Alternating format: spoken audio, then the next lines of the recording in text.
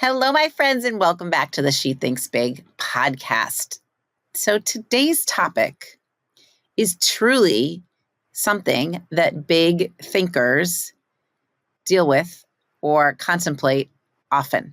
Big thinker entrepreneurs, big thinker female entrepreneurs, big thinker female entrepreneurs who are in the messy middle. They are constantly thinking about growing or scaling. And I want to talk to you about the difference between the two and how you might, quote unquote, do it. Okay. And I want to talk a little bit more, though, today about what are the steps that you need to take in order to lay the groundwork for scaling. Okay. So I think sometimes people think they're in the scale mode, but they're not yet quite there. They need to lay some groundwork, okay? And this is almost a little bit of more of a case study of me. Go back to the episode that was released in July around the podcast rebrand where I talked about big thinking and what that looked like for me. Well, this was part of it. So that's why I kind of want to dig a little deeper into this. So we are tackling this topic again that lots of female entrepreneurs face. And it's also sometimes they use these terms interchangeably, but there is a difference between them, between growth and scaling. Okay. And understanding this difference can really be the key to sustainable business success. And I think I figured this out. Okay. Maybe the hard way, or I don't know what the way it was, but I figured it out. And I know I want to help you unpack it. Okay. So all right, growth is something that pretty much everybody's familiar with. It's about increasing your numbers, more sales, more customers, more revenue. It feels great to grow. You're selling more, you're expanding your reach, you're seeing the bottom line change. But here's the catch. The growth isn't always sustainable if it's not handled correctly, which brings us to scaling. So scaling is really about capacity and capability. It means setting your business up to handle growth sustainably. It's not just about growing, it's about growing smarter. You scale a business by building the infrastructure and the systems that you need to support growth without a significant increase in costs. Okay, so listen to the sentence. You scale a business by building the infrastructure, the systems, the foundations needed to support the growth without a significant increase in costs. Okay, so think of it like this. If you grow without scaling, you might be just adding more work and more complexity and more overhead. But when you scale, you increase efficiency, you streamline operations and maintain or even increase your profit margins, even as you grow. Okay, so I want to go into when your business is ready to move from growth to scaling.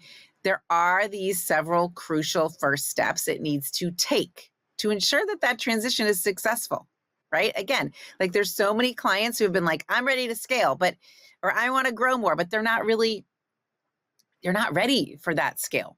Okay, they haven't laid the groundwork. Okay, so here are 8 things that you need to do before you really get into heavy scaling. Number 1, you have to assess and you have to plan.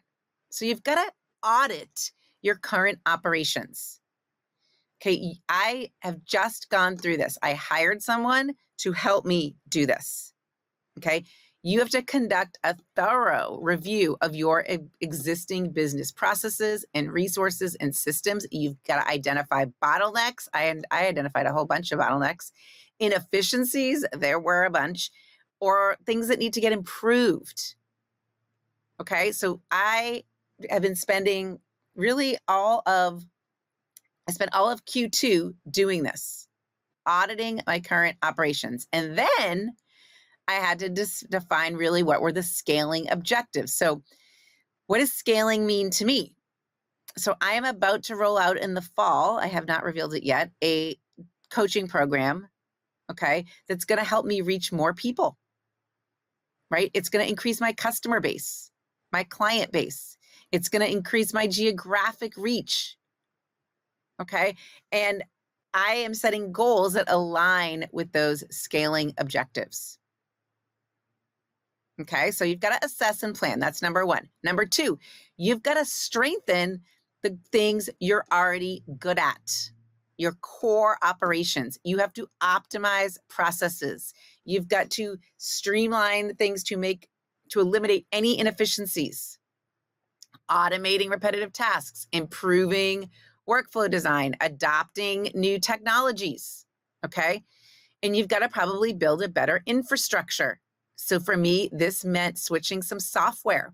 Okay. It might mean for you upgrading your IT or changing your CRM or how your workflow, your client onboarding and offboarding processes, things like that. For me, it meant changing my workflow management system.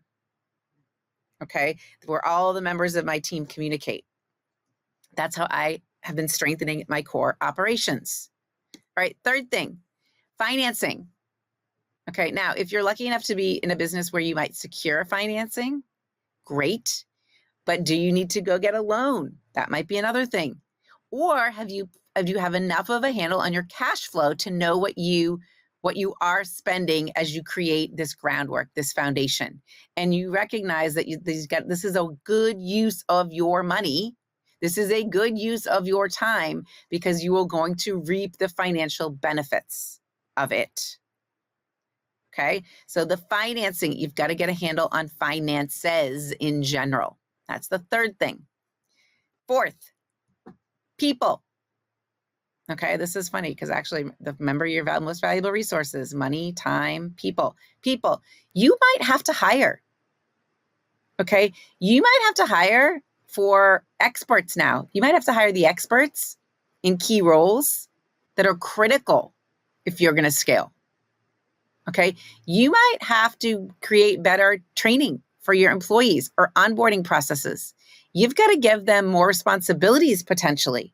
So they might need to know more about your business and where you're going with it. Okay, so that's important. Developing your human resources. Number 5, okay, all of your systems have to be integrated. There's no more duct taping things together.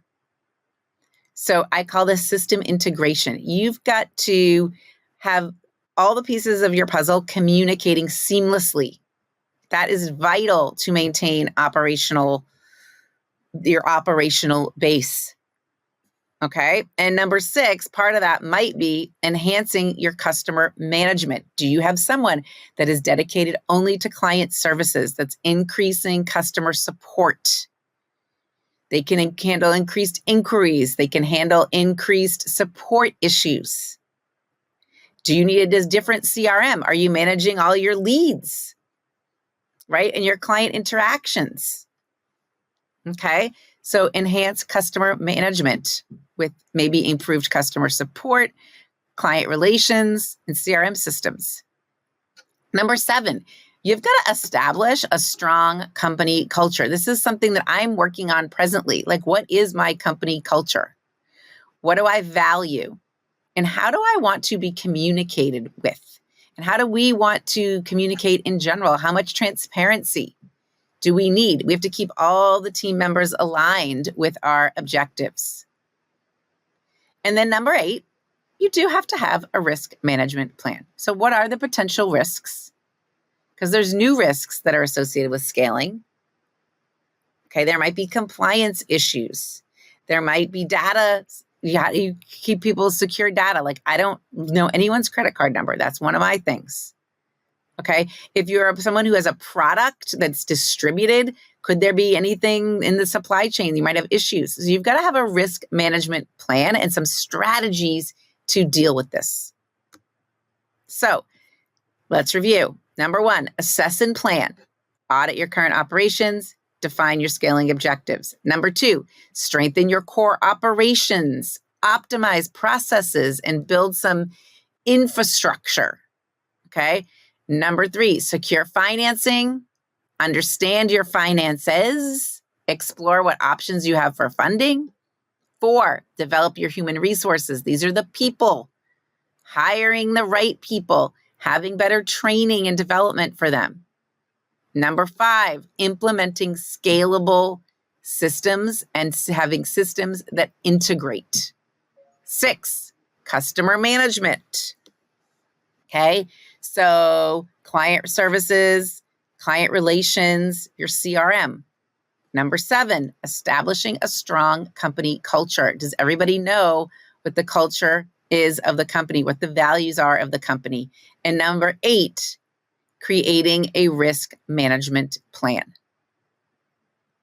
Yeah. Do you have those things? So scaling is kind of an art, my friends. It is an part art, part science. And you have to get the right tools and the right team in place to do it. This is a lot of what we work on in Runway to Freedom. Have you considered joining us in the Runway to Freedom Mastermind? If you're someone who's thinking about scaling, this is the kind of work we're doing. This mastermind might be perfect for you. Okay, let's have a conversation about it. You can always head to my website, go to the coaching tab, click on Runway to Freedom, book a call. Let's talk about it. Okay, so as we wrap up, I want you to remember that growing gets you more, but scaling makes you more without costing you more in the long run. Okay, so it's about efficiency and making sure that your business is built on a foundation strong enough to support not just more, but much more. Okay, my friends, thank you for tuning in to She Thinks Big. If you enjoy what we talk about here, if you enjoyed our deep dive into growing and scaling, I want you to make sure that A, you're subscribed to the podcast, B, you've gotten yourself a copy of She Thinks Big, the book, and even the workbook. C, you've gone to the website, okay? You've taken the Business Freedom Quiz, and you've dove into some of the resources that are really just free right on the website. But best of all, go to that website and schedule a call. Let's chat. Hey, you can pick my brain for 30 minutes. Why not? All right, until next time, keep building your foundation, keep scaling smartly, and keep thinking big. See you next week.